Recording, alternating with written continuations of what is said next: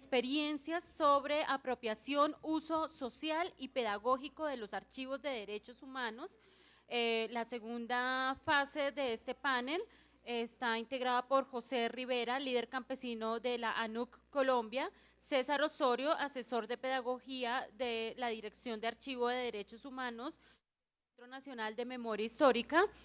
Nuevamente le doy el micrófono a Ramón Albers, presidente de Archiveros Sin Fronteras Internacional de España, quien se encargará de seguir conduciendo y concluir este panel.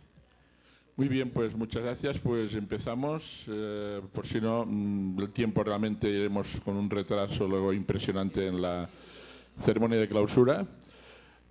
Recuerdo a los dos que van a intervenir, José Rivera y César Osorio, tiene cada uno de ellos 25 minutos y cuando falten 5 minutitos una señorita allí muy amable nos va a enseñar la tarjeta amarilla y luego la roja, que es un 0 absoluto, ¿no? En todo caso, pues ya empezamos. En primer lugar, empezaremos con la intervención del señor José Rivera Meza. Es representante legal de la organización social SI Caribe, que tiene por misión la defensa de los derechos humanos y la promoción de la paz y la democracia. Fundador de la ANUC en el año 1970 y desde esa fecha permanente líder de movimientos campesinos en la costa caribe. Integrante de diferentes comisiones como el Tribunal de Malmö en Suecia y además autor de artículos y entrevistas de prensa. Por tanto, señor Rivera, cuando quiera tiene la palabra.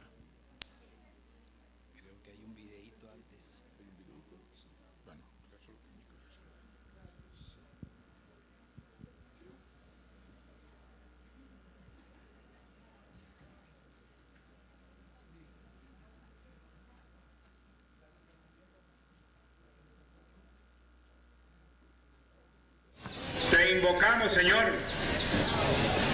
a nombre de la...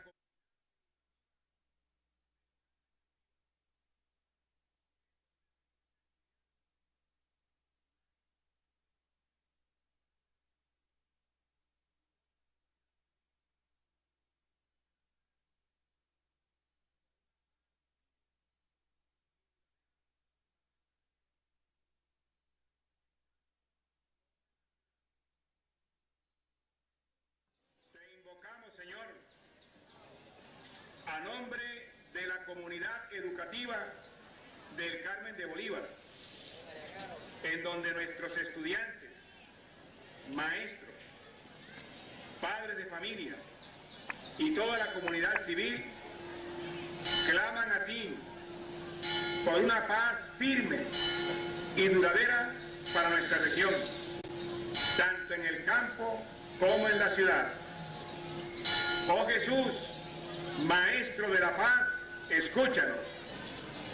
Te invocamos, Señor, de la vida y de la muerte, por las almas de Ingrid Johanna, María Angélica y María Claudia, mártires y ofrendas juveniles inmoladas con fuego en el altar de la paz. Concédeles estar a tu lado, intercediendo por sus familias, por los otros jóvenes y por el Carmen de Bolívar. Yo quisiera preguntarles algunas, ¿por qué están aquí? ¿De dónde vienen? ¿De qué zonas son desplazadas?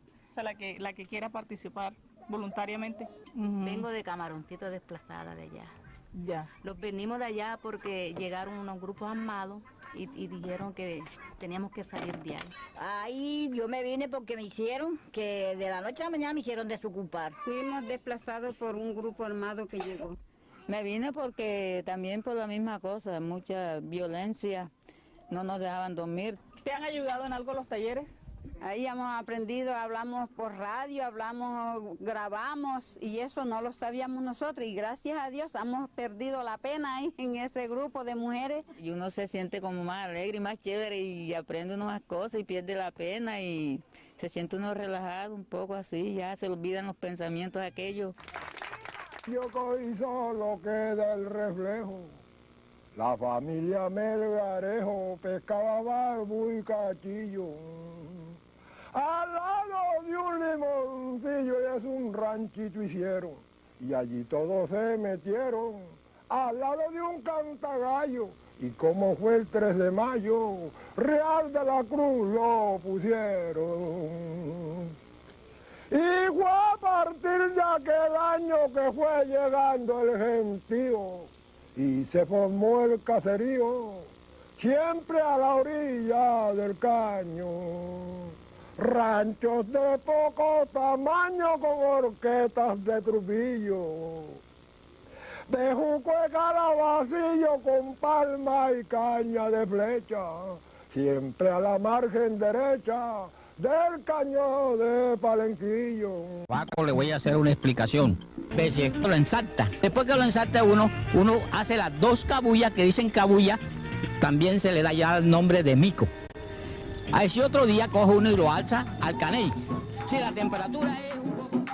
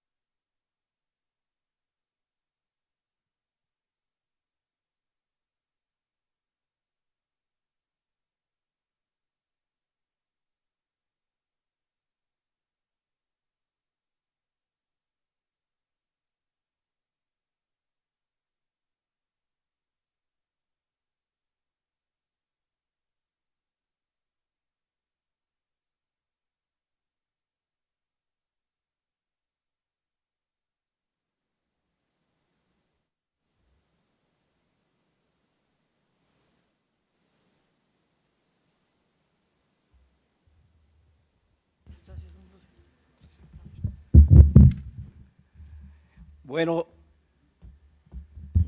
en primer lugar, un saludo muy fraternal a todos los representantes internacionales en este gran evento, a los compañeros representantes de las diferentes organizaciones sociales de diferentes partes del país y a todos los presentes.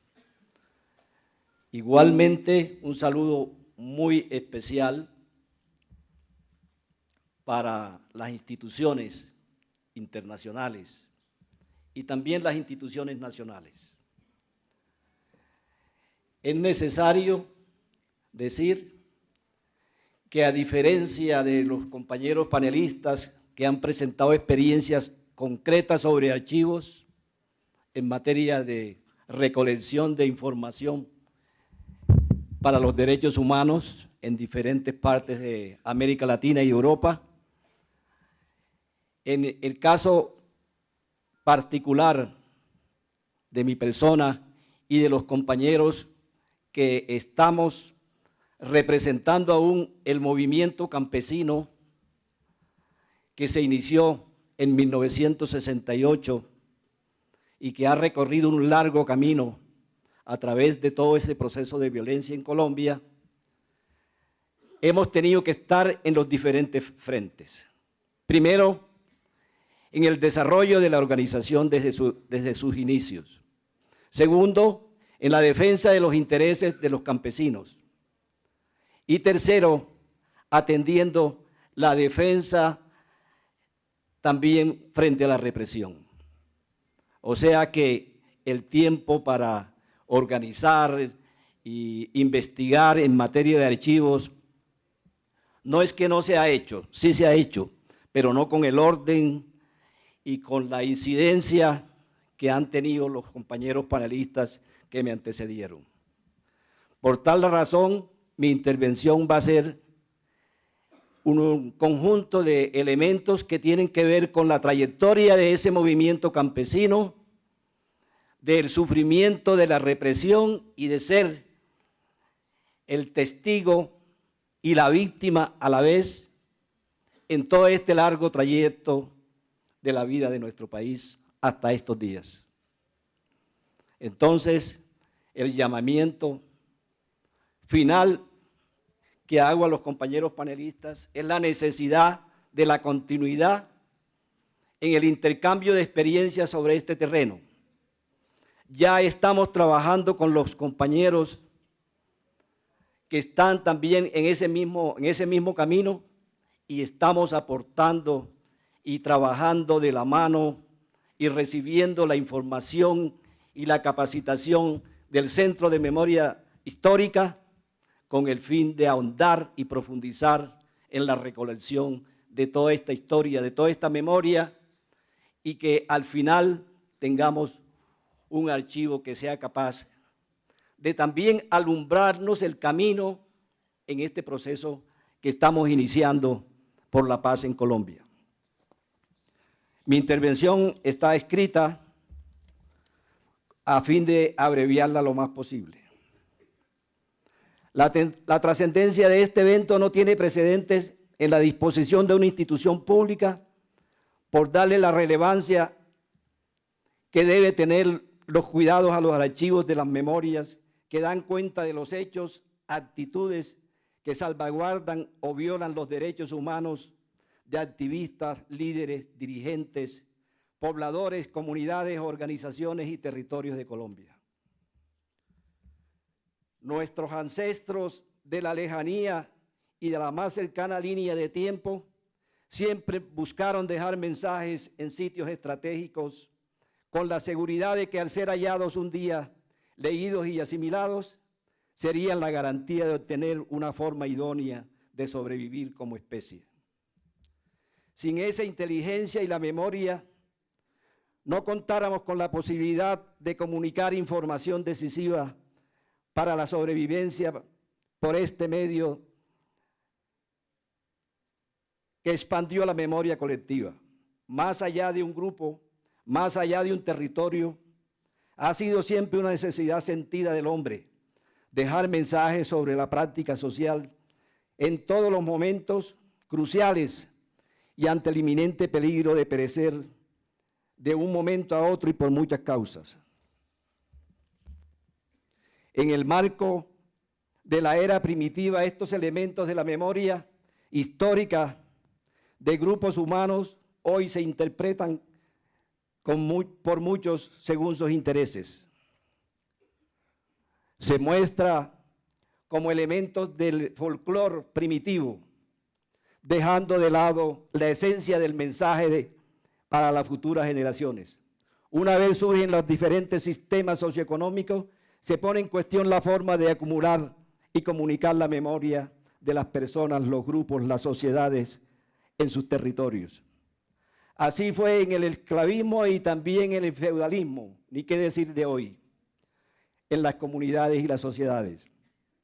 Las expresiones orales, escritas, gráficas o con señales provenientes de muchos sectores, los estados interpretan y practican una democracia como su propia herramienta contra quienes disienten, critican, protestan y reclaman autonomía. No les gusta tampoco la libertad de pensamiento ni de la acción dentro del marco de la democracia directa. Se ignora conscientemente que no funciona la democracia representativa ni la participativa. Esto ha sido una constante en Colombia. Nací en la estribación sur del complejo montañoso ambiental de Montes de María, concretamente en el corregimiento de Flor del Monte, con padres y madres que nacieron en esos territorios. Este territorio privilegiado en su geografía, en su flora y fauna, fuentes hídricas y de microclima, lo convirtió en el territorio más apetecido de los últimos 50 años. Allí se iniciaron procesos de desarrollo gracias a la facilidad para diversificar la producción agropecuaria, la productividad en renglones como el tabaco negro, que propició la exportación a Europa. Con quien se mantuvo el intercambio comercial por 50 años, que generó periodos de empleo y cierta prosperidad para hombres y mujeres en la región. Mi relación con el territorio ha sido muy fluida, porque toda la familia fueron numerosas y persistieron y vivieron por más de 40 años y aún existen allí familiares muy cercanos. Conocí bien esa economía de autosostenimiento y autodesarrollo, donde la abundancia de alimentos y la independencia alimentaria estaban garantizadas. El trueque, la fraternidad, la solidaridad mutua y la seguridad de las comunidades y el territorio hacía parte de la memoria colectiva de todos los pobladores. Los archivos de los campesinos ricos, medianos, aparceros y arrendatarios estaban en los baúles, cerrados con llave y guardados por las mamás o las abuelas, todas celosas, sabedoras del contenido de esos archivos colectivos. En estos baúles estaban los documentos personales de familiares, de vivos y muertos, origen de la familia. Estaban documentos públicos sobre tierras, sobre testamentos. Allí estaban cartas importantes de la familia sobre los hechos graves. Estaban los secretos, o mejor dicho, los escritos en forma de oraciones para el tratamiento psicosocial en los duelos, los males de ojo, el control de plagas y gusanos y la curación de culebras y de insectos. También se encontraban cuadernos de los curanderos, los sobanderos, los nombres de las plantas y árboles que prevenían y curaban enfermedades ya conocidas. El medio afectuoso generalizado fue el relato de muchas formas, entre ellos el disfraz. Los carnavales en todos los municipios y todos los corregimientos llegaban los disfraces, comparsas y danzas que hablaban de los problemas, críticas que se desplegaban de diversa forma como información en un contexto bastante amplio de la región, incluso de la costa caribe. La línea de tiempo nos habla de los años 35 al 45. Este año es cuando arrecia en los Montes de María y municipios vecinos la persecución y violencia contra los liberales que son cazados día y noche en viviendas y parcelas bajo la consigna sangre y fuego por los escuadrones de la policía denominada chulavitas. La policía proveniente del interior del país acompañada por malhechores reclutados en la cercanía de las comunidades.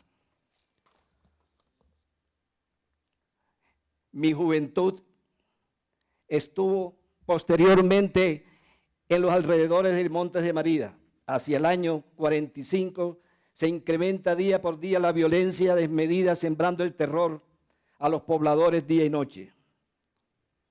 A tal punto que hasta los animales como perros y gallinas no cesaban del alboroto, del aullido, cuando pasaban las patrullas de policía disparando, increpando a la población que se acostaba debajo de las camas como medida de prevención. Las requisas en casas de liberales o personas recién llegadas que no sabían de su filiación política era casi permanente, y los baúles y los escaparates, cajas de cartón, los alzos o pañoles y todos los rincones eran revueltos buscando archivos alusivos a los liberales y planes de guerra. La mayoría de liberales perseguidos abandonaron el pueblo durante el aviso de se vende esta casa, que nadie quería. Fue una experiencia que jamás he podido sacar de mi memoria ni olvidar. El terror que crece con el paso de las horas de la noche, los tiros y los gritos llamados a que salieran de sus casas los liberales, se volvió algo cotidiano y criminal contra toda la población civil vulnerable. El 9 de abril de 1948 subió de intensidad la agresión al máximo grado. Los campesinos liberales y contra toda persona que no tuviera su buen padrino conservador en la cabecera municipal. Magangué, Sincelejo, el Carmen de Bolívar estaban en el ojo del huracán por su historial de liberales.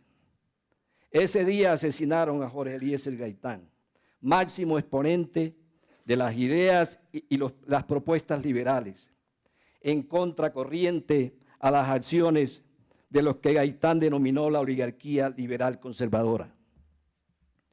Después de que le quemaron las viviendas y asesinaron a algunas familias enteras, 80 campesinos encabezados por uno de apellido Cueto se organizaron en la guerrilla en la Sierra de la Canzón alrededor del Carmen de Bolívar. Es la única guerrilla campesina surgida en la costa caribe que yo he constatado su existencia. La inmensa mayoría de campesinos liberales prefirieron buscar dónde colonizar de nuevo y se fueron al Magdalena por Astrea, el Pueblito, Bosconia, en territorio del Magdalena y el Cesar. Como si estas violaciones de derechos humanos y el derecho internacional humanitario fueran poco, se reclutaban los hijos de los campesinos aún menores de edad para ir a pagar el servicio obligatorio. Esto fue mi caso. A los 16 años me llevaron siendo el único hijo.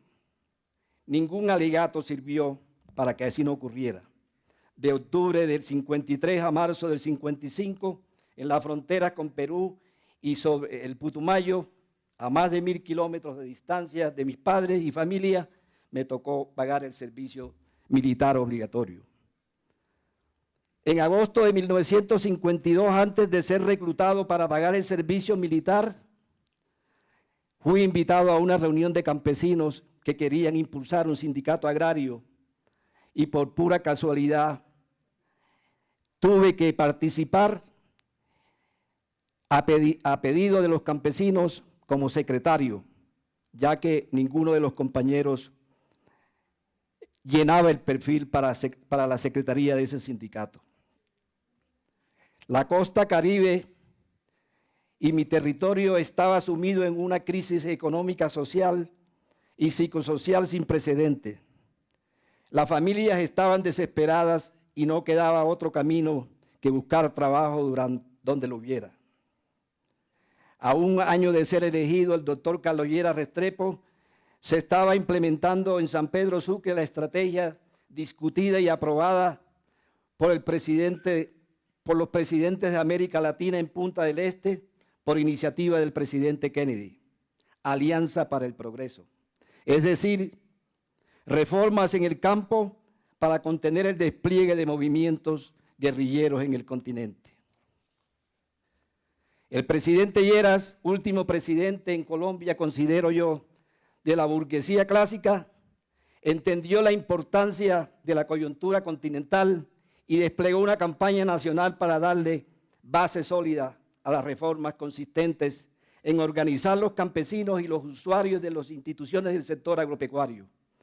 Se creó por el decreto 755 la organización oficial para promover y legalizar la organización campesina, que inició la operación con un amplio equipo de promotores profesionales y capacitados por la FAO.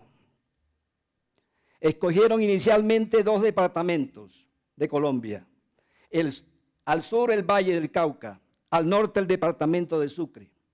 Alcaldes y promotores convocaron conocidos representantes y activistas sociales en los municipios y corregimientos, y se inició las juntas y asociaciones de usuarios campesinos, ANUC, en todos esos municipios. Allí me vinculé a la primera asociación municipal de Sucre como primer presidente en los inicios de 1968.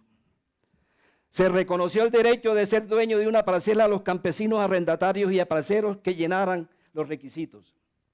Además, se le dio vigor a la aplicación de la Ley 135 que crea el INCORA y se aplicó por primera vez la Ley 200 de 1936 que facultaba al Estado a afectar predios que no cumplían función agrícola ni pecuaria, así como ubicar baldíos, tierras comunales, para efectos de la reforma agraria en favor de campesinos sin tierra y que no fueran arrendatarios ni parceros. Con estas medidas y acciones del gobierno, se frenó el desalojo de los arrendatarios y parceros que ya venían resistiendo y movilizándose para mantener el derecho de la tierra para el que la trabaja. Cabe anotar que en estos días, los mismos sectores opositores a la aplicación de esta ley, entonces, son los opositores de hoy en el punto agrario acordado en el proceso de paz en La Habana. El movimiento campesino surgió alrededor de la defensa del derecho por la tierra de los campesinos arrendatarios y parceros y de los que estaban por fuera de esos terrenos sin explotación, sin título, sin pagar impuestos al Estado. Ha sido el movimiento más amplio en 50 años en el ámbito nacional, el más eficaz en conquistar derechos fundamentales, incluida la tierra para el trabajo y el de mayor autonomía. El 21 de febrero de 1971, aplicando el principio de la democracia directa, afectó 800 latifundios improductivos en todo el país al mismo tiempo. La característica de este movimiento campesino de autonomía ante los partidos políticos, de máxima amplitud en sus acciones y en los reclamos y en defensa de sus integrantes, su capacidad de gestión, de negociación por sus reivindicaciones, sus principios de no buscar confrontaciones de todo o nada, de propiciar siempre el diálogo y propiciar las convergencias de apoyo popular a sus acciones y de otros movimientos sociales, son elementos democráticos que nunca han gustado a los acaparadores de la tierra, del poder local y de los partidos de la ley del más fuerte, de los partidarios de la ley del más fuerte. El 20 de julio de 1970 fue reconocido como organización nacional la ANUC por el presidente de la República, Carlos Lleras Restrepo. Pero 2 meses más tarde entregó el mandato a Misael Pastrana Borrero. Fue un vuelco desconociendo los derechos conquistados por los campesinos. Así se inició la más cruenta campaña de persecución y violación a los derechos humanos en Colombia, que continúa ampliándose sistemáticamente a toda organización social o movimiento que practique la autonomía, que lucha por sus intereses sociales, económicos y políticos. La puerta a la lucha democrática fue sellada mientras se abrieron las puertas de otras formas de lucha. La intensidad de un conflicto armado tocó cuerpo, siguió el sacrificio de miles de hombres y mujeres campesinos de otros sectores colombianos inermes. Los daños en lo económico, en lo social y psicosocial no tiene precedentes. Se fragmentó al máximo grado la sociedad con mayor cantidad en el campo. Se afectó la memoria colectiva de comunidades y territorios formados durante cientos de años. Se despojó a cientos de miles de campesinos de sus tierras. Jóvenes y niños fueron lanzados sin piedad a las grandes urbes plagadas de violencia, vicio, desempleo y falta de oportunidades. El Estado y el sector irracional de la clase política han cometido un crimen de lesa humanidad con el movimiento campesino de 1969 al año 2000. Hubo una gran lucha por lograr evidencias de todos los hechos ocurridos en esa línea de tiempo. Se usaron los marcos de telas plásticas o esténciles para imprimir volantes y denuncias a la falta de un mimeógrafo. Se usaron las pancartas, los pasacalles, grabaciones de relatos, manifestaciones en las cabeceras municipales y departamentales, marchas campesinas con apoyo popular. Todos estos intentos fueron reprimidos, prohibidos y causaron encarcelamientos masivos. Y en su máxima intensidad se llevaron a cabo los consejos verbales de guerra a campesinos y otros civiles durante el gobierno de la Seguridad Nacional. Surgieron los jueces sin rostro. Las casas campesinas fueron objeto de allanamiento, de saqueo y de atentados, igual que a las cooperativas y otras formas organizativas que tuvieron relaciones con ese movimiento campesino, defensor de la autonomía, la democracia y la tierra para quien la trabaja. Algunos dirigentes, comunidades y organizaciones salvaron documentos que hoy están siendo rescatados y dados en salvaguarda al Centro de Memoria Histórica. Pero el relato de víctimas y testigos presenciales tiene gran relevancia. Hoy se despierta el interés por la prueba contra las violaciones de los derechos humanos y no hay duda de que se alcanzará el objetivo. La necesidad de una política de Estado dinámica, consciente por los archivos para la paz. Ningún país o nación que tenga una sociedad fragmentada, atemorizada, sin palabras, sin rumbo, sin un plan de vida en su familia, su comunidad y su territorio, podrá prosperar. Muy a pesar de los esfuerzos del gobierno, la comunidad y un sector de la sociedad y la comunidad internacional.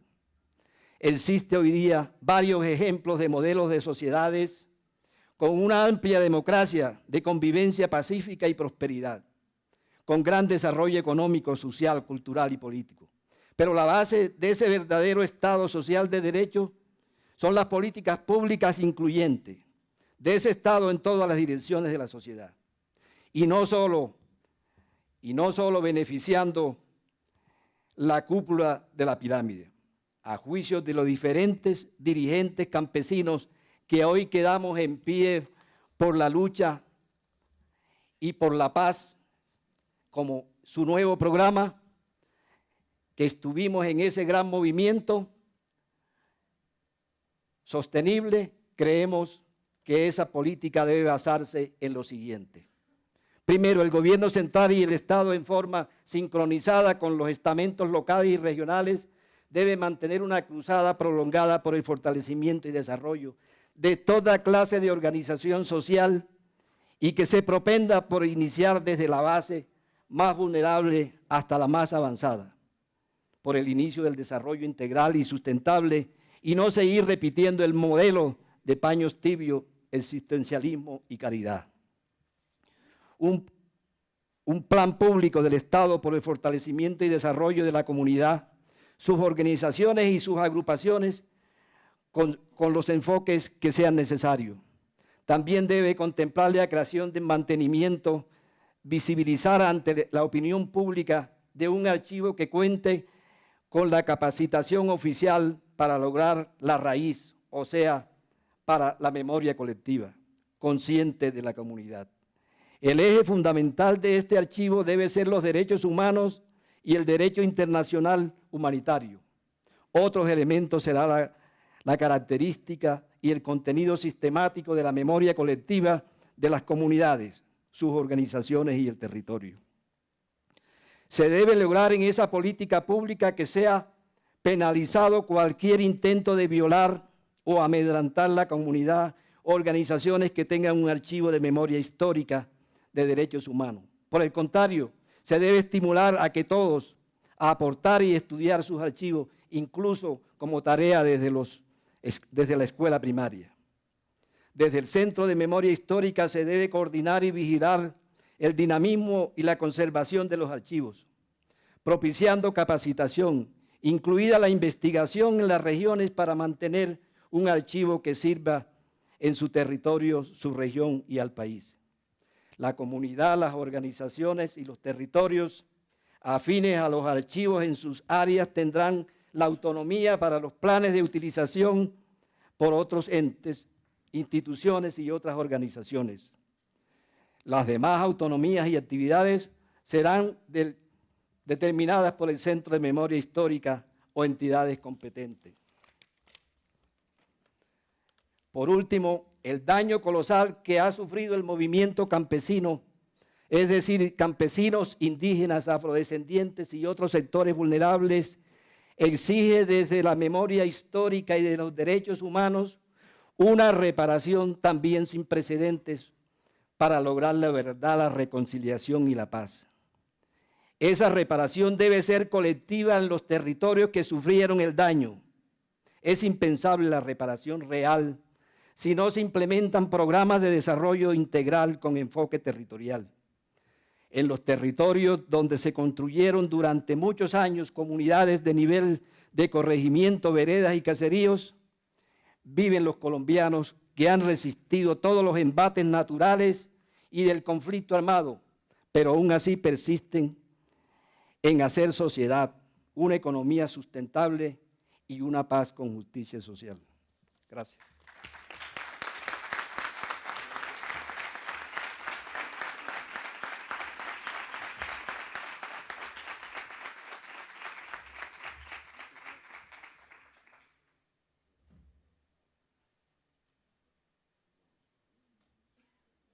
Gracias, pues muchas gracias por el testimonio. Brevemente, entiendo muy importante la intervención del señor José Rivera porque ha planteado esto, un poco un espacio que a lo mejor hasta el momento habíamos podido prestar poca atención, que es todo el movimiento campesino, como ha dicho muy bien, el reprimido e incomprendido casi históricamente, y también en este aspecto, esta trayectoria, la dificultad de aportar testimonios estables de su accionar, ¿no? La dificultad de crear archivos, dado que en muchos casos ha explicado que se organizan de manera espontánea, pues con pasacalles, con música, con testimonios orales y que por tanto no entra dentro de lo que entenderíamos como archivos más o menos organizados de manera clásica.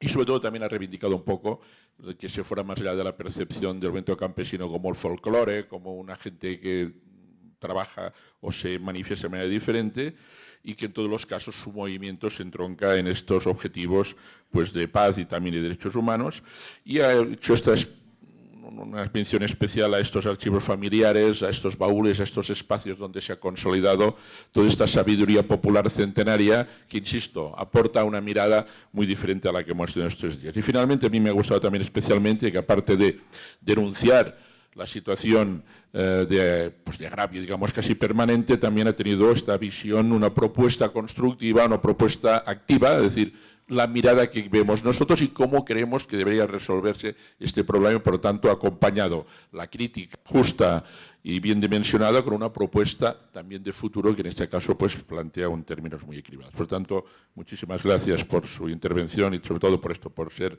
un testimonio excepcional y que complementa perfectamente lo que estamos haciendo.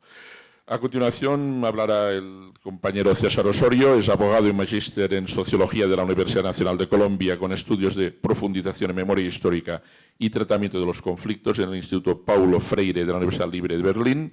asesor de la Dirección de Archivo de Derechos Humanos del Centro Nacional de Memoria Histórica para la Estrategia de Pedagogía y Producción Social del Conocimiento, miembro del equipo de construcción de la política pública para archivos de derechos humanos, memoria histórica y conflicto, docente de la Universidad Pedagógica Nacional en el Departamento de Educación, licenciatura en Educación Comunitaria, con énfasis en derechos humanos en las áreas de teoría del Estado, justicias comunitarias y teoría y práctica de los derechos humanos. Y finalmente, miembro de la Red Americana de Investigación Acción, ARNA. Por tanto, pues con mucho gusto pues, que César nos presente esta dimensión pedagógica de los archivos de derechos humanos con este caso más concreto del trabajo en el Centro Nacional de Memoria Histórica.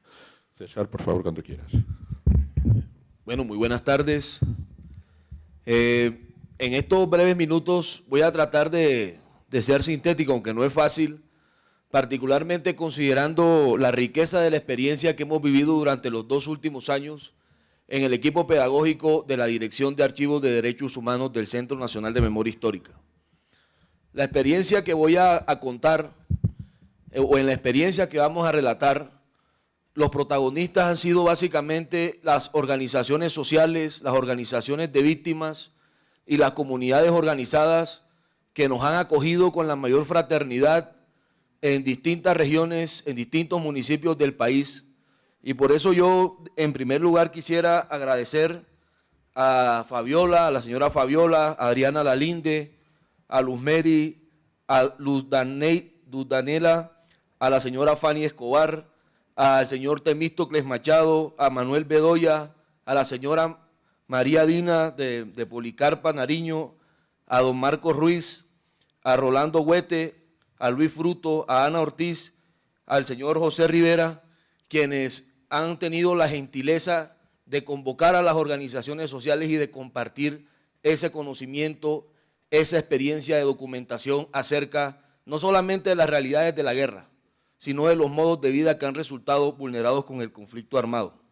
De igual manera, es importante agradecer a la participación y los aportes teóricos y metodológicos de la profesora Cristina Betancourt, Marta Lucía Giraldo, Jaime Gómez y Jonathan Murcia de la Universidad de Antioquia, quienes participaron en la primera fase de este proyecto, y decir que este ha sido un proceso colectivo donde hemos recibido las consideraciones y las recomendaciones del grueso de la Dirección del Archivo de Derechos Humanos, en un equipo que está conformado por Laura Guerrero, Joana Huepa, Angel Rodríguez y quien les habla. Así que voy a tratar de contarles un poco cómo ha sido esta experiencia.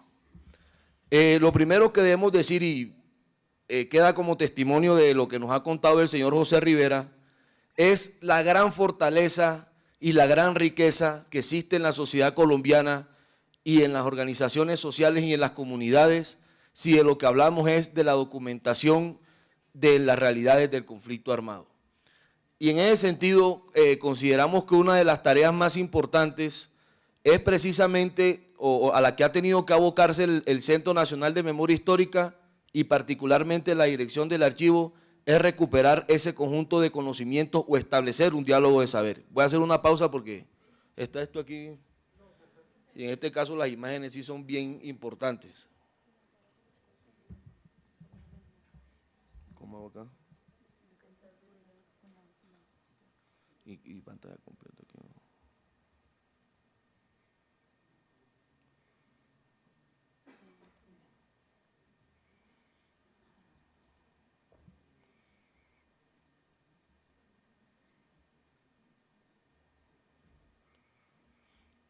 Yo me voy a referir básicamente a 4 puntos. El primero de ellos es cuál es el contexto político y social en el que surge la propuesta pedagógica o la propuesta educativa en materia de archivo de derechos humanos. En segundo lugar, cuáles son las premisas éticas y pedagógicas desde las cuales se encara esta tarea de orden formativo. Cuáles son los hallazgos y los aprendizajes. Y finalmente, cuáles son los retos y las perspectivas. Refiriéndonos al contexto político, pues como ya lo hemos visto en esta intervención tan compleja y tan completa que nos ha hecho José Rivera, encontramos que el conflicto que ha vivido Colombia pasa por una fuerte contradicción o por múltiples manifestaciones de violencia. Unas manifestaciones de violencia que se refieren a la violencia sociopolítica, otras que tienen que ver con el despojo de la tierra, pero en este caso, como lo señalaba don José, hay una dimensión que de pronto no es muy visible y es también el arrasamiento de las formas de saber, de las formas de conocimiento y de los modos de vida de las comunidades campesinas, de los indígenas o de las organizaciones políticas y sociales que han pretendido construir otro proyecto de sociedad o que habitaban sus territorios y que fueron afectados por los actores de la violencia. En ese sentido, una de las particularidades del contexto social y político es que esa fortaleza organizativa se manifiesta en distintos tipos de estrategias. Entonces encontramos que las organizaciones sociales, las organizaciones de víctimas y las comunidades organizadas llevan a cabo estrategias de denuncia a las graves violaciones de los derechos humanos, estrategias de investigación histórica a nivel local. También hay una experiencia amplia en términos del acompañamiento psicosocial a las comunidades afectadas por la violencia. Se generan procesos de educación en materia de tratamiento y resolución de los conflictos, iniciativas de memoria que incluyen galerías, bibliotecas comunitarias, centros de documentación que contienen información relativa a las memorias de las comunidades y propuestas comunicativas que se desarrollan en periódicos, en murales, en programas radiales, en expresiones artísticas y demás. Y aquí entonces con lo que nos encontramos es con una amplia experiencia y con un conocimiento social. Yo quiero hacer énfasis en esto. Aunque tradicionalmente la idea del conocimiento de nuestras sociedades que pretenden ser occidentales se asocia a las universidades o creemos que el conocimiento está en las universidades o en las escuelas, resulta que las comunidades también pueden ser consideradas un espacio de producción de conocimiento, lo han sido. Y eso se ve claramente en el conocimiento profundo que tienen los líderes sociales, que tienen las comunidades acerca de lo que ha vivido el país y al mismo tiempo en esa gran riqueza documental. Es decir, los documentos expresan una actividad humana de registro permanente de la experiencia frente a la guerra, de la experiencia de resistencia frente al conflicto. Y en ese sentido es importante observar que en la medida en que se recuperan documentos también se pueden recuperar saberes, en la medida en que se recupera testimonio, que se recupera fotografía, que se recuperan cartas personales, se recuperan también proyectos de vida. De esta manera y con este contexto, la Dirección del Archivo de Derechos Humanos toma una decisión a partir de mediados de 2013 y es construir una propuesta pedagógica a partir de un proyecto muy concreto que es la construcción de una caja de herramientas para gestores de archivos de derechos humanos. ¿Qué es eso de una caja de herramientas? Pues de la misma forma que los campesinos necesitan de buenos instrumentos para sembrar la tierra, estamos convencidos y es evidente que quienes cultivan la memoria también requieren de unos instrumentos para cuidar y para que esas fuentes de memoria perduren hacia el futuro. Entonces, la caja de herramientas puede ser definida como el conjunto de recomendaciones, como el conjunto de actividades pedagógicas que pretenden que las organizaciones sociales, que las organizaciones de víctimas cuenten y puedan generar sus propios procesos de acopio, protección y difusión social de los archivos de derechos humanos. Y esto va dirigido a un sujeto concreto, que es lo que se ha llamado el gestor y la gestora de archivos de derechos humanos. Y en el desarrollo de los talleres hemos encontrado algo. ¿Quién es gestor de archivos de derechos humanos? No es un cargo, es una acción concreta, es una práctica cotidiana, ¿cierto? Y entonces el gestor de archivos de derechos humanos ya es, pero también quiere ser. Es una práctica que se viene desarrollando de documentación, pero que puede mejorarse, ¿cierto? Y siempre acudimos a la metáfora de la respiración. Podemos respirar mejor, aunque es una práctica natural. Podemos acopiar, recuperar la memoria de mejor manera, cuidar las fuentes de memoria, aunque sea un proceso que ya se viene desarrollando desde hace tiempo. En ese sentido, una de las primeras tareas que se emprendieron en la construcción de esta caja de herramientas fue la definición de unas premisas éticas y pedagógicas. ¿Por qué unas premisas éticas y pedagógicas? Porque cuando nosotros hablamos de pedagogía, en este caso, nos referimos a un proyecto intencionado de transformación de la cultura, ¿sí? O sea, no estamos hablando de transmisión de conocimiento, o sea, no estamos hablando de ir a a una comunidad o a una organización social y decirle, sus archivos deben organizarse de esta manera, o su memoria histórica debe construirse de esta manera, porque insistimos, es una práctica social. Y eso más bien obliga a pensar desde qué perspectiva el facilitador, la persona que se asume como orientador del proceso pedagógico, establece una relación de paridad, una relación de respeto con esas comunidades. Entonces nosotros tenemos aquí algunas premisas que nosotros la entendemos como unos principios, que lo ideal es que se cultiven en cada encuentro pedagógico. El primero de esos principios es que la formación de gestores de archivos de derechos humanos pretende la defensa, la promoción y la realización integral de los derechos humanos. Es decir, de lo que se trata es de reconocer de qué manera el testimonio y la documentación nos permite reconstruir las graves violaciones de los derechos humanos y al mismo tiempo cómo se puede exigir. ¿Sí? Ahí implica una relación directa entre archivo y derechos humanos. Otra premisa ética y pedagógica es que el proceso pedagógico, la formación de gestores en materia de archivos debe fortalecer las iniciativas sociales de memoria histórica. Y en ese sentido, la aproximación a los documentos, la aproximación al testimonio, la aproximación a la fotografía y a la carta personal es una invitación y es una oportunidad para preguntarnos, bueno, ¿cuáles son las historias, cuáles son los proyectos de vida que están relatados en nuestra documentación? ¿De qué manera el recuperar esa documentación nos permite traerlos al presente? Creo que hemos tenido en estos 2 días ejemplos extraordinarios. El ejemplo de la señora Fabiola, el ejemplo de José, el ejemplo de muchos compañeros que han estado acá, nos indica que es un proceso que la recuperación del archivo va de la mano con el proceso de la recuperación de la memoria.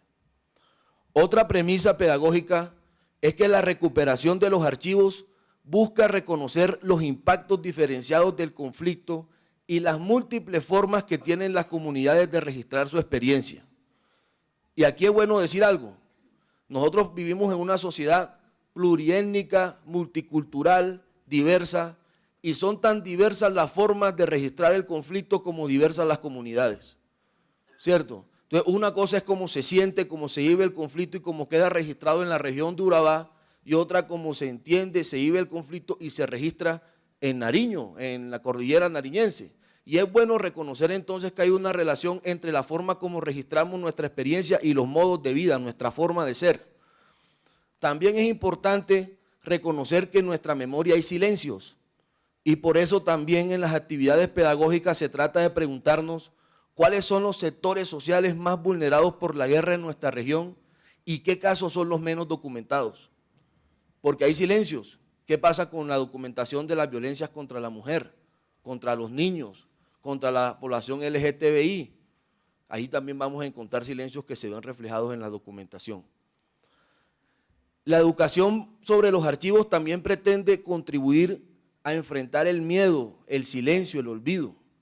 Y aquí hemos encontrado que en desarrollo de estas acciones, de alguna manera, contar significa revivir. No solamente recordar, sino revivir, volver a vivir.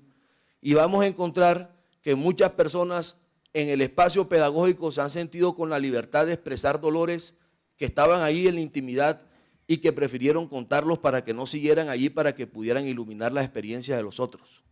Entonces esto no es simplemente de llegar a hacer un taller y a repetir una cartilla, sino es entender que conocemos el mundo en una mezcla de razón y sentimiento, y esa mezcla de razón y sentimiento se nos revuelve cuando nos aproximamos a los archivos de derechos humanos. También, y finalmente, otra premisa ética y pedagógica es que el proceso educativo busca una lectura crítica de la realidad para su transformación a favor de la paz. Es decir, un facilitador, un formador en este proceso pedagógico no puede ser indiferente frente a la violencia. Es más, de lo que se trata es que se enfoquen las acciones pedagógicas pensando de qué manera la recuperación de los archivos de derechos humanos en una comunidad específica pueden contribuir a que los hechos no se repitan. Entonces aquí tenemos esta base de principios, esta base de premisas que de alguna manera orientan, dan una línea nos indican cómo acercarnos y cómo establecer esas relaciones de diálogo y de reconocimiento de ese otro saber que está ahí en las organizaciones sociales, en las comunidades. Y a partir de eso se han definido como, hasta el momento, dos fases o dos grandes momentos de la propuesta pedagógica. Un primer momento que es de reconocimiento de los archivos de derechos humanos y memoria histórica. Básicamente lo que se pretende por estas actividades es reconocer, primero, cómo ha quedado registrada la experiencia de las comunidades, segundo, en cada organización social, de qué manera se han venido constituyendo los archivos de derechos humanos, en cuarto lugar, cuáles son los obstáculos o los problemas para acceder a la información, para documentar, y un aspecto que es muy importante es la construcción del perfil del gestor de archivos de derechos humanos. Creo que las imágenes pueden ser un poquito más claras. Ahí encontramos en la línea de tiempo, por ejemplo, de lo que se trata es de ubicar hechos representativos, hechos significativos asociados al conflicto en una perspectiva regional. Bueno, ¿qué momentos son importantes para nuestras comunidades, para nuestra región? ¿Qué personas son importantes también para nuestra región? Pero ahí hay una pregunta adicional y es, ¿por medio de qué o cómo hemos hecho para conocer esa realidad, para conocer esa persona, dónde quedó registrada esa experiencia o cómo se hizo visible? Y ahí vamos a encontrar que hay múltiples formas. Siempre han quedado huellas. Entonces, están los documentos de las organizaciones sociales, están las fotografías, están los informes, están los registros de prensa. Entonces eso nos da una primera lectura y es que la práctica de documentar está presente en la vida cotidiana y han quedado huellas y rastros que es importante traer al presente. Ahí tenemos dos líneas de tiempo, una de ellas fue en Buenaventura y claro, a veces se tiene una idea muy, digámoslo, distorsionada de la realidad y aunque la oralidad pesa mucho en nuestra forma de ser, en nuestra cultura, desconocemos que hay un gran acumulado documental. Aquí están, por ejemplo, se están presentando documentos que vienen siendo recopilados desde los años 50 en Buenaventura y que dan cuenta de ese proceso de poblamiento y ese proceso de resistencia de las poblaciones afrodescendientes frente a la violencia. También hay líneas de tiempo que se escriben en tiempo presente, como esa que encontramos allí arriba, que está vertical, donde son hechos que están ocurriendo y donde la necesidad de contar se ve reflejada en una fotografía de lo que está pasando. Otro ejercicio ha sido preguntarnos a través de representaciones gráficas qué consideramos como archivos de derechos humanos, cuáles son sus características, quiénes los han producido, quiénes los han recopilado, y esto nos ha servido para ubicar precisamente esa diversidad, la diversidad de fuentes, la diversidad de soporte, la fotografía, el documental, pero también el lugar que ocupan los archivos en el corazón de las organizaciones sociales. Aquí esto es una expresión, una frase de la actividad pedagógica, que es la segunda actividad pedagógica que se realizó en Necoclí, en la región de Urabá, donde uno de sus participantes nos compartía, archivo es lo que es mío, es nuestro, lo que nos pertenece, no nos pueden quitar porque hace parte de nuestra identidad. ¿Sí? Entonces, fíjate que ahí hay una relación muy clara entre identidad y archivo, porque en última la gente se ve reflejada en ese proceso de documentación y de ir planteando precisamente su propia historia colectiva. También otra de las acciones, ahí encontramos otras formas de representar el archivo de memoria histórica y también encontramos que en muchas ocasiones las evidencias son de dolor y precisamente existe la pregunta, ¿cómo vamos a contar hacia el futuro nuestra memoria? Un cuarto punto que es muy importante es que las organizaciones sociales, junto con las organizaciones sociales, se puedan reconocer qué problemáticas o qué obstáculos se observan para el acceso a la información y para la documentación de las graves violaciones de los derechos humanos. Y este árbol de problemas es muy importante porque nos permite a nosotros precisamente evidenciar que la falta de acceso a la información, la falta de acceso a los documentos, genera no solamente consecuencias de orden jurídico, también genera consecuencias de tipo psicosocial. Encontramos cómo en las víctimas, en las organizaciones sociales, la imposibilidad de acceder a la verdad en muchas ocasiones genera frustración, escepticismo, falta de confianza, ¿sí? Y que de pronto son algunas de las dimensiones que superan un análisis estrictamente jurídico de la realidad de la documentación. Y una categoría central, la falta o la imposibilidad de acceder a los archivos se ve reflejado en impunidad. En algunos de los municipios nos decían que eran tal el nivel de, digamos, de la falta de acceso o la imposibilidad de acceder a la información ante las instituciones públicas que decían que el tsunami más grande era el Estado, porque precisamente no había una relación tranquila y pacífica en el sentido de poder acceder a la información. No había, o sea, había como hostilidad en cierta manera cuando se trata de acceder a información relativa a graves violaciones de los derechos humanos.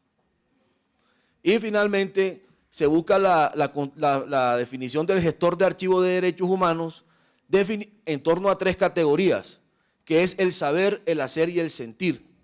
Es decir, ser gestor de archivos significa tener un cierto tipo de conocimientos de la gestión de los documentos en materia de derechos humanos, unas habilidades, por ejemplo, asistir a las víctimas que están buscando información, saber organizar los archivos, pero al mismo tiempo una sensibilidad y unos tipos de valores, por ejemplo, el manejo confidencial de la información, la confianza, la credibilidad. Entonces eso implica pensar en esas 3 dimensiones, ¿no? El hacer, el saber y el sentir. Sí, es mucha, la experiencia es muy, y el tiempo es muy amplia y el tiempo es muy limitado. Y ahí encontramos entonces pues algunas de las representaciones de cómo se construye el perfil del gestor, cómo nos dibujamos. Entonces, básicamente lo que uno pudiera significar de esta primera fase es que primero en ese momento se logra trabajar una conceptualización acerca de qué es un archivo de derechos humanos y particularmente reconocer los distintos sentidos sociales como se ha venido recuperando la memoria histórica. Constatar que el conflicto armado sigue poniendo en peligro a los archivos y a sus gestores, que es necesario trabajar en la generación de una cultura institucional en materia de archivos, que también existe una ausencia inclusive de una cultura de los derechos humanos, en algunos casos en el ámbito de las instituciones públicas, y que es necesario contar con herramientas para la recopilación, organización y protección de los archivos. Me queda muy poco tiempo, entonces voy a sintetizar acá. Esa sería como la primera fase. La segunda fase tiene que ver con la reflexión ya que se hace directamente con las organizaciones sociales para la construcción de planes de archivos de derechos humanos en cada una de las organizaciones. Y ahí la reflexión gira en torno a 4 momentos. El primer momento es la definición del para qué queremos un archivo. En segundo lugar, cómo vamos a recopilar y a organizar la información. En tercer lugar, cómo la vamos a proteger y finalmente cómo la vamos a usar. Y entonces se plantea que el plan de archivo es una forma de consolidar ese proceso documental que ya se viene desarrollando. En este momento, un aspecto determinante es el análisis de los documentos. Este ejercicio se hace con base en el análisis de documentación real sobre experiencias, sobre casos emblemáticos. Así, por ejemplo, en distintas regiones del país se han estudiado los documentos relativos a la masacre de Bojayá, a la masacre del Tigre, a los desplazamientos y afectaciones de las mujeres en el Caribe, porque de lo que se trata es no solamente hablar de los archivos, sino que desde las propias organizaciones podamos hacer ese trabajo de análisis. ¿Cuál es la intención?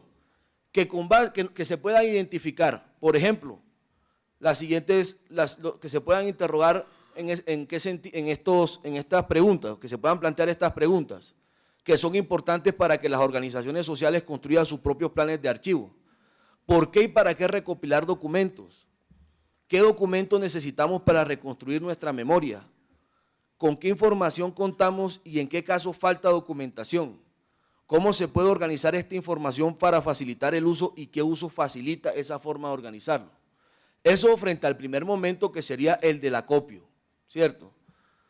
Para el momento de la protección de los archivos se trata de identificar los riesgos y los daños que pueden recaer sobre los gestores de archivos y sobre las propias agrupaciones documentales, de tal suerte que las organizaciones puedan pensar cuáles son las medidas de protección inmediatas y que pueden ser desarrolladas a nivel comunitario. Entonces ahí las preguntas que se sugieren sobre estos mismos casos que se exponen es qué daños tienen los documentos, cuáles son las causas de esos daños, qué consecuencias traen para la memoria y cómo se pueden prevenir estos daños. Y aquí hay algo que es muy clave, y es que en el caso de las organizaciones sociales, claramente proteger significa cuidar a los documentos, no solamente de los daños ambientales, sino de los daños y riesgos de orden sociopolítico, ¿sí? Y eso obviamente significa la construcción de unos planes, insisto, al interior de cada una de las organizaciones. Finalmente, el último momento de este proceso es la identificación de los usos sociales de los archivos de derechos humanos.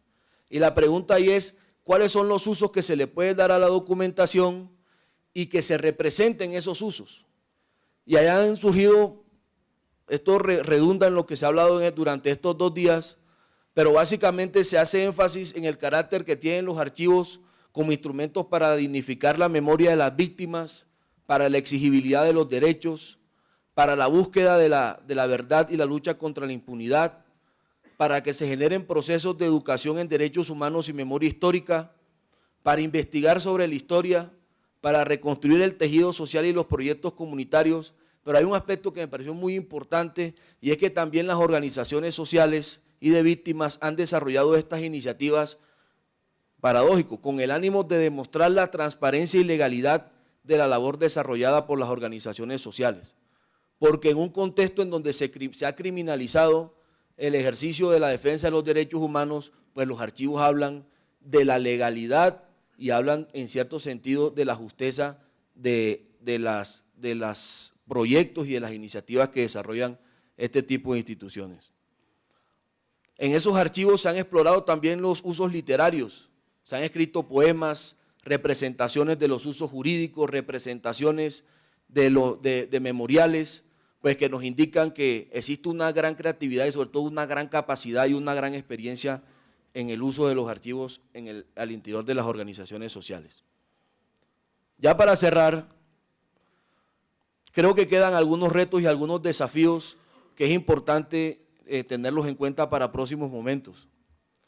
Primero, que en muchas ocasiones el proceso de formación en archivos ha sido la primera acción de recuperación de la memoria en el territorio. O sea, hay eventos que han sido contados precisamente en desarrollo de las acciones pedagógicas. Y ahí también podemos decir, la práctica pedagógica es una práctica documental. Entonces, todos esos documentos que están en las organizaciones sociales sobre talleres, sobre lectura de contexto, son claves precisamente para la reconstrucción de la historia. También el proceso nos ha puesto de relieve esa falacia de que lo que impera o que hay solamente una cultura del silencio y del olvido. Eso sería casi como decir que las comunidades han estado todo el tiempo en silencio, calladas, ¿no? Y encontramos que hay una intensa y una gran producción documental que nos indica que precisamente lo que hay que superar es las formas de invisibilización que han recaído sobre esas prácticas documentales y de recuperación de la memoria. También otro de los retos y de los desafíos es generar una perspectiva de archivo en clave de género, porque es que en estas acciones pedagógicas el 80% son mujeres, ¿sí? En virtud de las realidades del conflicto, son mujeres que se han echado sobre sus hombros la reconstrucción de sus comunidades, la exigencia por los derechos. Creo que la señora Fayola lo decía con una claridad meridiana. Pocas personas tienen la persistencia investigativa de una madre, ¿cierto? Entonces eso les ha dado un protagonismo doloroso, pero también vital para desentrañar la verdad en Colombia. Otro asunto, me parece un aprendizaje muy interesante, es que por medio del escenario pedagógico ha sido posible también poner en diálogo la técnica de archivos y la garantía de los derechos humanos. Esto no es un tema pacífico, cómo combinar lo técnico con un discurso integral de los archivos de derechos humanos. Creo que el hecho de revisar los problemas del contexto ha dado esa posibilidad. Y finalmente, la idea o la propuesta o la necesidad que surge es profundizar en algunos temas como los siguientes. Las organizaciones sociales y de víctimas encuentran que es necesario trabajar el tema de los testimonios, cómo tratar, cómo recopilar, cómo cuidar los testimonios. En segundo lugar, cómo hacer documentación de casos guardando los enfoques diferenciales. En tercer lugar, unas orientaciones más claras para desarrollar procesos de organización documental en las organizaciones. Y otro tema que ha sido clave es la necesidad de una guía o una orientación en clave del tratamiento de los archivos sonoros, audiovisuales y digitales. También es clave aquí destacar la necesidad de profundizar el acompañamiento psicosocial y la necesidad de generar una línea de sistematización de experiencias comunitarias de archivo, que podría ser muy interesante precisamente para reconocer las buenas prácticas, no solamente a nivel internacional, sino también a nivel local, esas buenas prácticas que han servido para la constitución de archivos y la exigencia de los derechos humanos. Bueno, yo cerraría de manera muy rápida esta presentación, dejando como una frase que me parece que puede ser bien significativa en este momento, considerando todos los esfuerzos que se vienen desarrollando desde la sociedad civil y desde algunas instituciones por redescubrir y reconstruir la memoria de Colombia. Y es una frase que nos deja Monseñor Juan Gerardi de Guatemala, que fue una persona comprometida también con una perspectiva participativa de la investigación y la educación, y nos decía: abrirnos a la verdad y encarar nuestra realidad personal y colectiva no es una opción que se pueda aceptar o dejar, es una exigencia inapelable para todo ser humano, para toda sociedad que pretenda humanizarse y ser libre. Muchas gracias.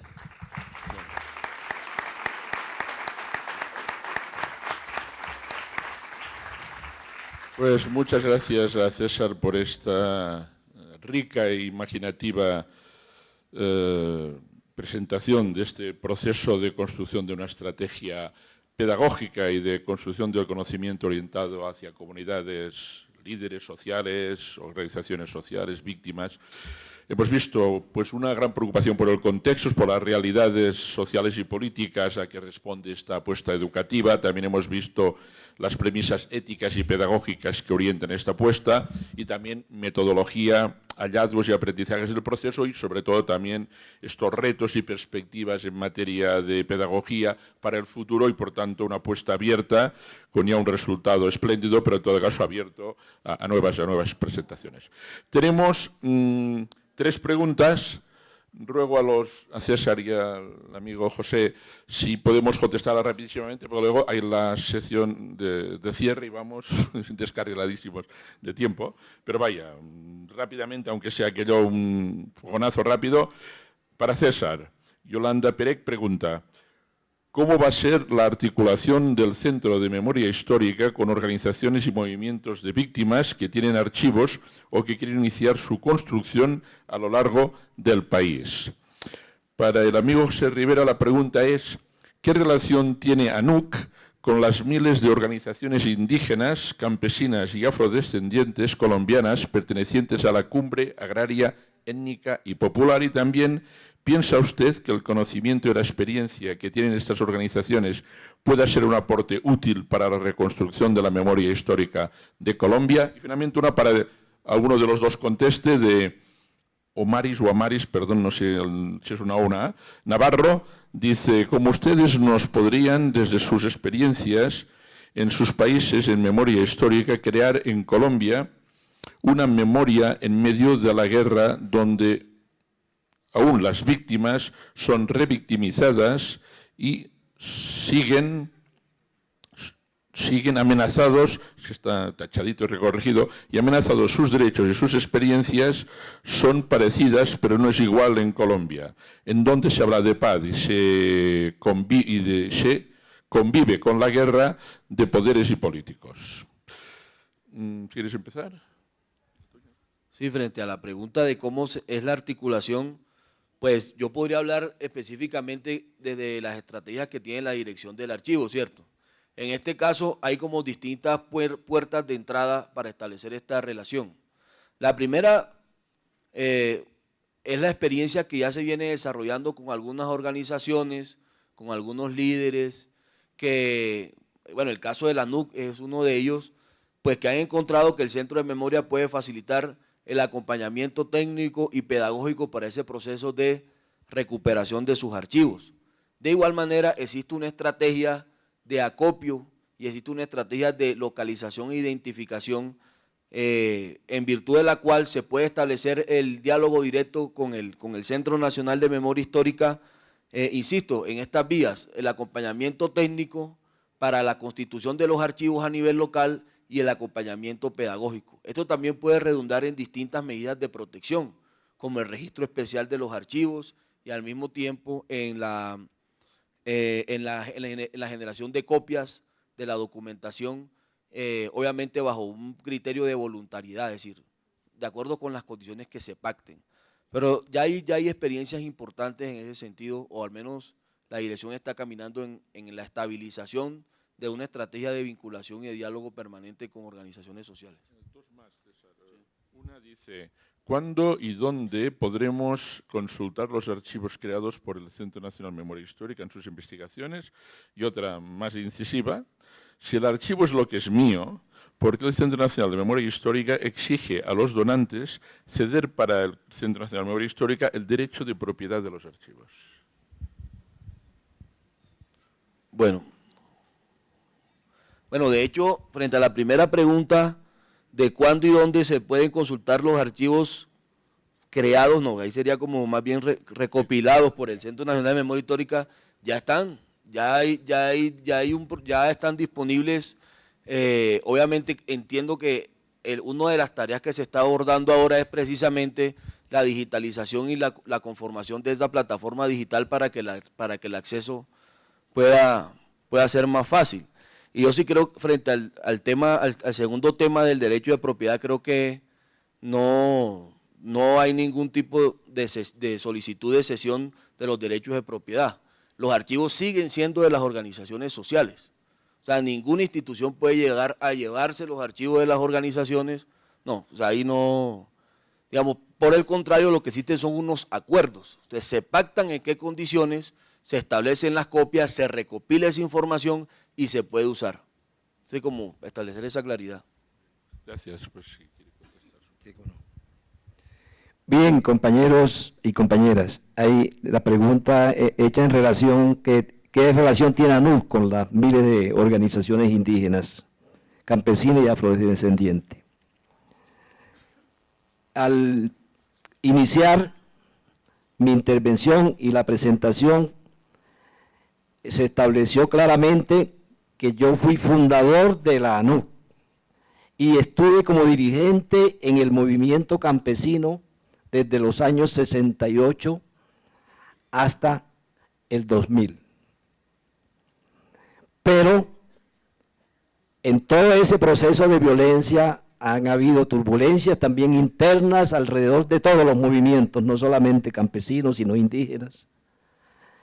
Y si bien es cierto que en el tercer congreso de la ANUC fue la mayor convergencia popular que ha existido en este país, donde estuvieron todas las organizaciones indígenas, afrodescendientes, campesinas de todos los sectores de este país.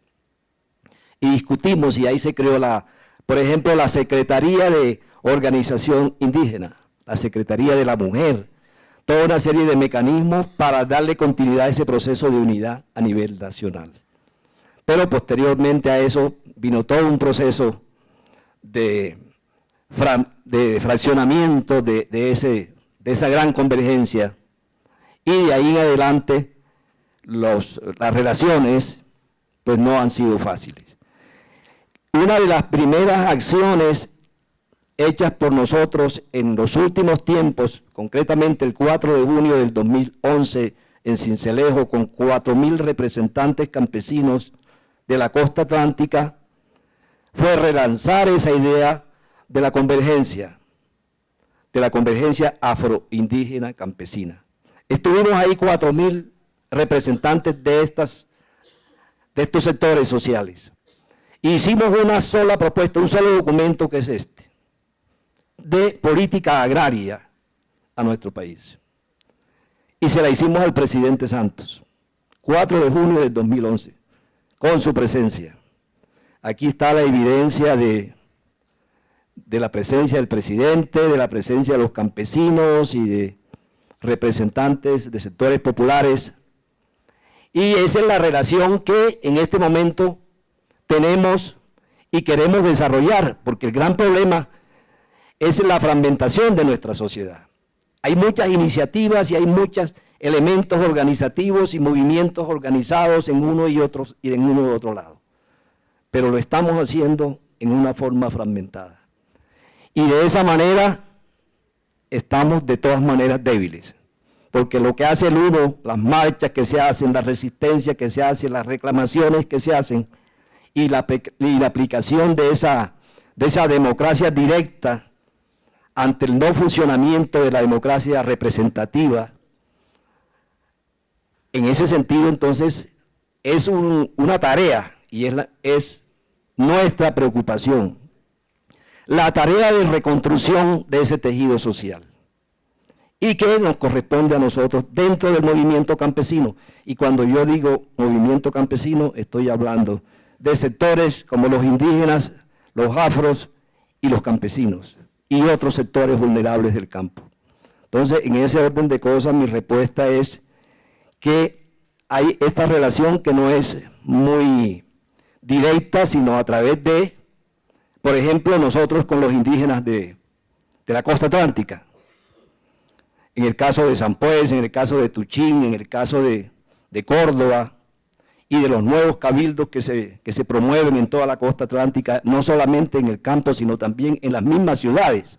Nos encontramos con cabildos y cosas novedosas, como que ya no son simplemente indígenas los que conforman un cabildo, sino que ahí en esos cabildos de las ciudades intermedias y grandes están indígenas, afro y campesinos. Entonces, esa es la práctica que se tiene esa relación, pero tenemos que avanzar más y en ese sentido también el llamado a la solidaridad internacional, a la comunidad internacional, es el apoyo en el orden de esa tarea que tenemos nosotros, que tenemos los campesinos, que tenemos los indígenas, que tenemos los afro, que tenemos toda la sociedad racional de Colombia de construir ese tejido social. Y claro, la experiencia que tiene nuestros ancestros, yo lo decía en mi intervención, que es de inmensa valía y de la cual hemos aprendido, y hemos aprendido también en la práctica de la lucha, porque cuando el grado máximo del movimiento campesino de esa época, 1971, con 800 tomas de tierra en todo el país, todavía los indígenas no tenían la Constitución del 91, que le da ya una representación especial como sujeto, y eso no lo tenemos nosotros los campesinos. Pero allí la solidaridad y el apoyo a las luchas por la tierra de los indígenas estuvo presente, igual que en la lucha de los campesinos estuvo presente la participación de los indígenas. Muchas gracias. Si tienes la palabra.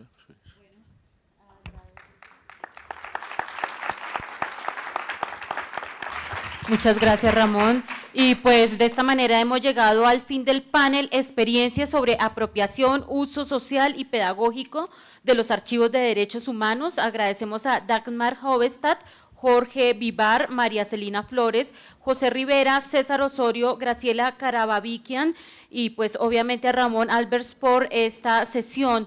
Invito a continuación a Isabel Albaladejo, coordinadora del Fondo de Justicia Transicional del Programa de las Naciones Unidas para el Desarrollo, PNUD, a ofrecer unas palabras de cierre.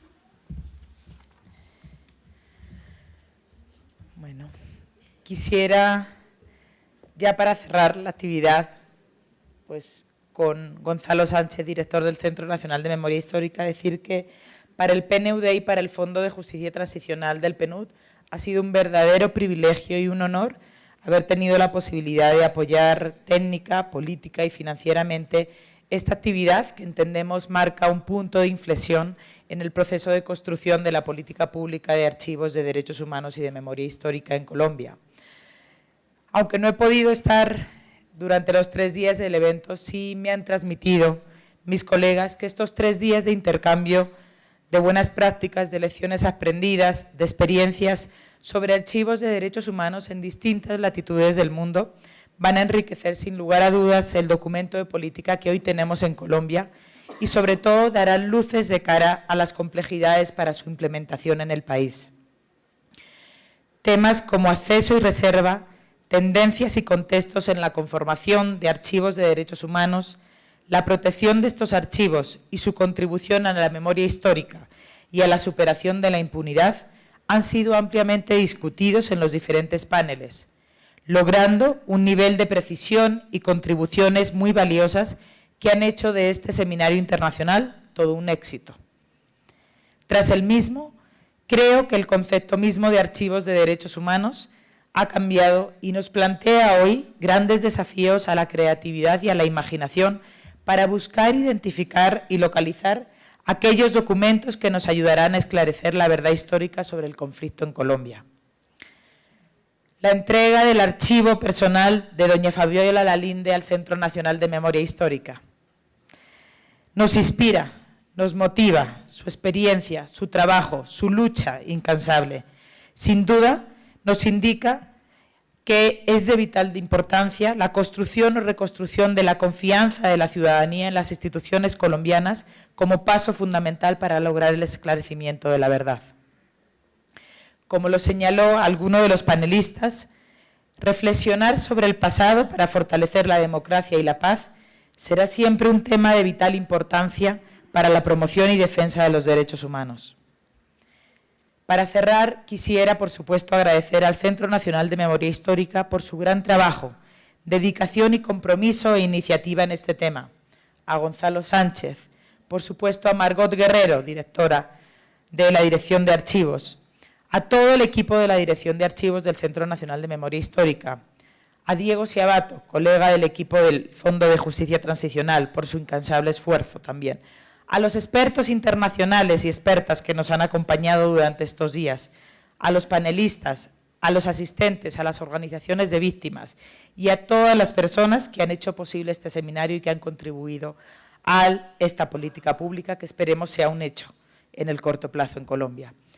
Desde Naciones Unidas continuaremos con el apoyo a las instituciones y organizaciones colombianas que tienen este gran desafío y ratificamos nuestra voluntad y nuestro compromiso para fortalecer las políticas públicas que contribuyan con el proceso de justicia transicional que vive Colombia, que no es otro, como bien lo decíamos, señor Gerardi, que ha traído a colación el colega César Osorio. Es clave que la verdad nos permita humanizarnos y ser libres. Muchas gracias. Muchas gracias a Isabel Alvaradejo, coordinadora del Fondo de Justicia Transicional del PNUD, y enseguida le doy la palabra a Gonzalo Sánchez, director general del Centro Nacional de Memoria Histórica, para hacer el cierre formal de este evento. Bueno, muy buenos días. Disculpen si la afectada voz no me deja hilar muy bien. Isabel está lo mismo, creo que aquí hubo un virus de algún archivo que se nos transmitió. Yo simplemente quisiera hacer unas 2 o 3 reflexiones muy generales.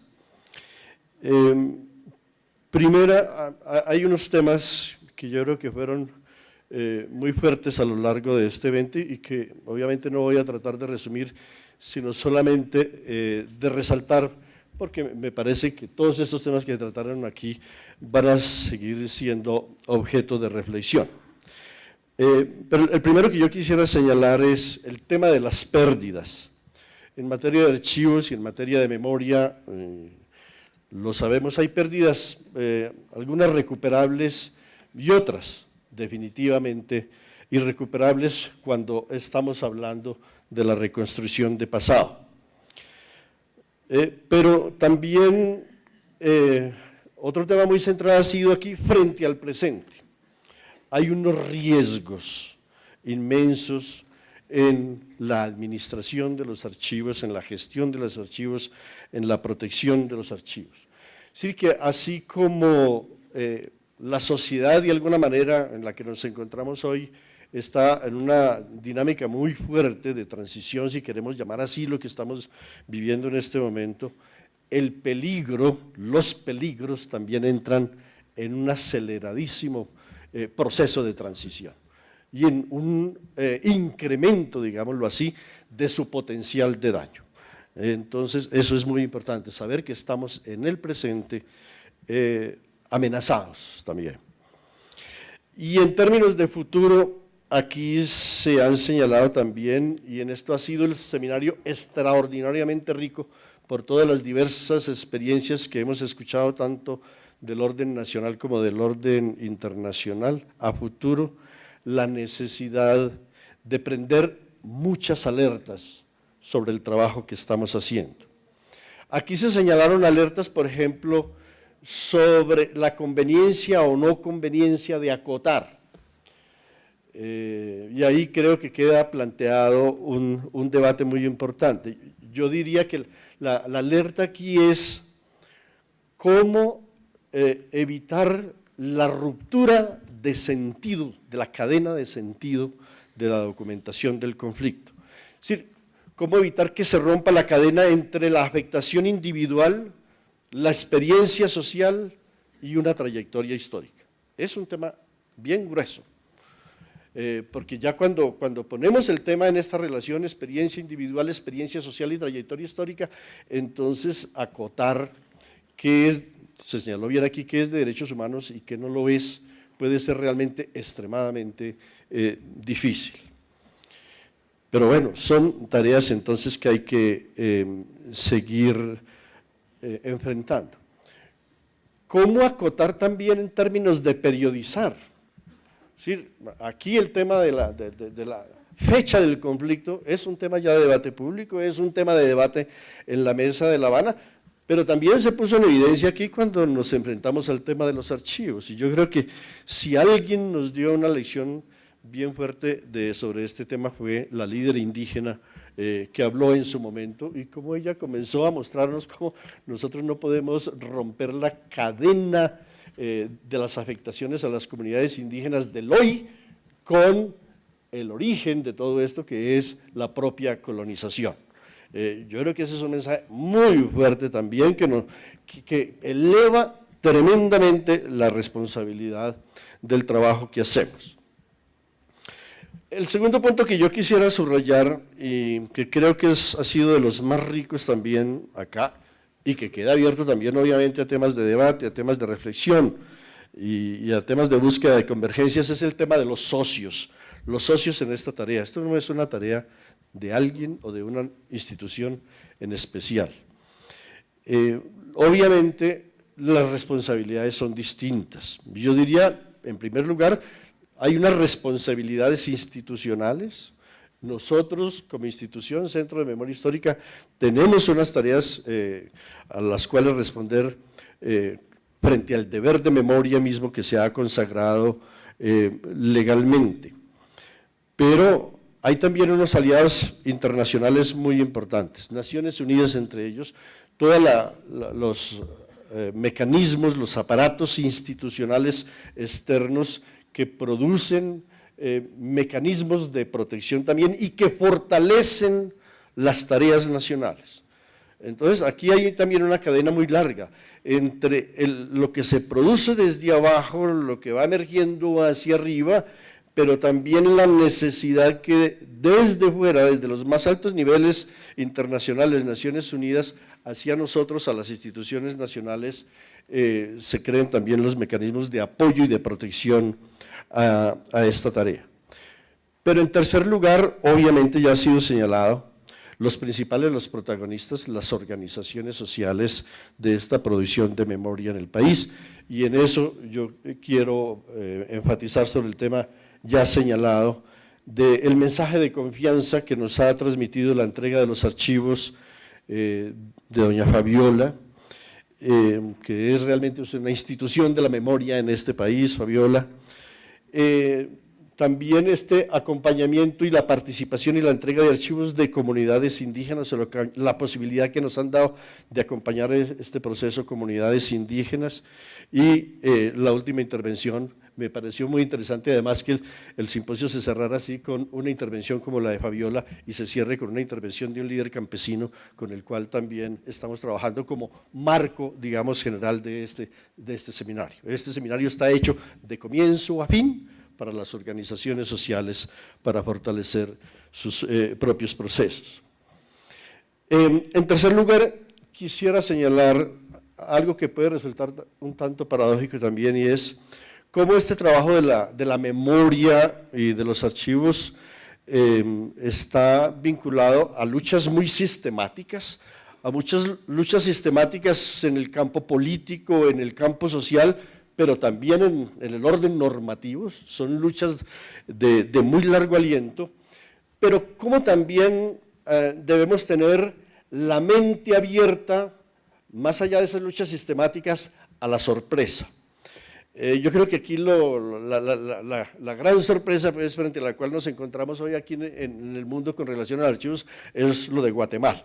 Es decir, aquí nos muestran cómo de repente, por azar, tropezamos frente a un archivo inmenso, fundamental, no solamente para Guatemala, sino yo diría para la humanidad, por todas las lecciones que nos ha dejado el caso de Guatemala. Y cuando yo escucho el caso de Guatemala y escucho también la presentación de lo que pasa con los archivos de la Stasi, yo me conmuevo y sufro pensando en lo que hubiera podido pasar con los archivos de la Stasi, con la movilización popular. Las turbas, digamos, el movimiento popular hubiera podido tomar otra decisión frente a los archivos de la Stasi, destruirlos, quemarlos, como pasó con la toma de la Bastilla. Entonces, hay un gran azar, de pronto, un azar afortunadísimo también para la historia de la humanidad, que el pueblo irritado, indignado, haya decidido convertirse él en el protector de esa enorme base documental. Pero es una paradoja, pues, cómo tenemos que movernos entre esas dos esferas, la de la sistematicidad y la mente abierta para el azar, para ser persistentes, porque de pronto el azar nos sorprende. Entonces pongamos esa mente abierta a dejarnos sorprender también por el azar. Y finalmente yo quisiera subrayar también que esta tarea no podría haberse dado en un momento también más propicio, cuando más lo necesitamos nosotros. Cuando estamos en un proceso de negociación política, de paz, yo creo que estamos en una situación doblemente significativa. Estamos en un escenario de enormes posibilidades para los archivos, para la memoria, para la verdad, pero también de enormes riesgos. Entonces, yo creo que ha sido muy afortunado tener todas estas alertas que nos han sido comunicadas, no solamente por los acumulados internacionales de quienes han estado aquí, sino también por las alertas mismas también que nos ponen los delegados de las organizaciones sociales de lo que está pasando por efecto del conflicto y de lo que puede pasar, y cómo después de esto todos tenemos que hacernos cargo de nuestra propia responsabilidad frente a estos riesgos.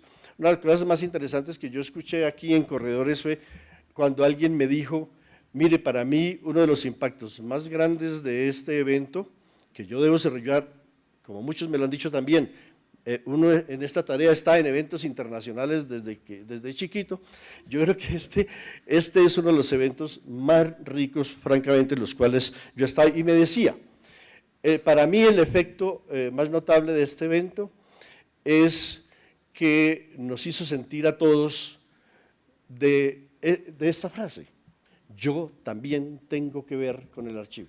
Yo como ciudadano, yo como miembro de una organización, yo como representante de un ente estatal, tengo una responsabilidad frente al tema de los archivos en este país. Por fortuna entonces, todos estos debates, todas estas alertas, pero todas estas posibilidades se ponen de presente en un momento en que estamos frente a esa gran tarea que se va a tener que traducir en un documento de formulación de una política pública para la defensa del patrimonio y de la memoria de la sociedad colombiana.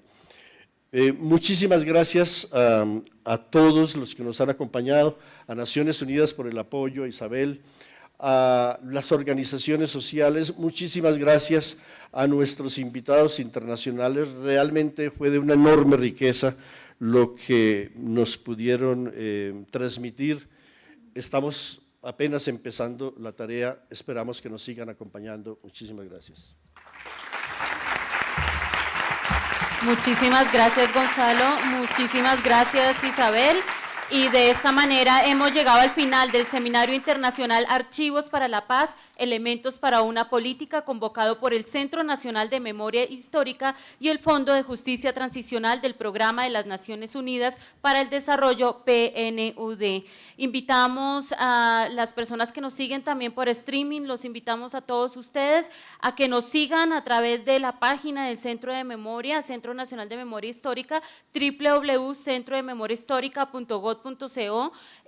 Háganle seguimiento al evento, a través de esta página les estaremos brindando información, las memorias y demás elementos que sean de utilidad, porque obviamente lo bueno dura poco, el evento ha llegado a su fin, pero este tema debe tener unos desarrollos en los tiempos venideros. Entonces los invitamos a través de esta página y a través de las redes del Centro de Memoria, a donde les estaremos brindando más información. Muchas gracias por estar con nosotros y pues hasta entonces.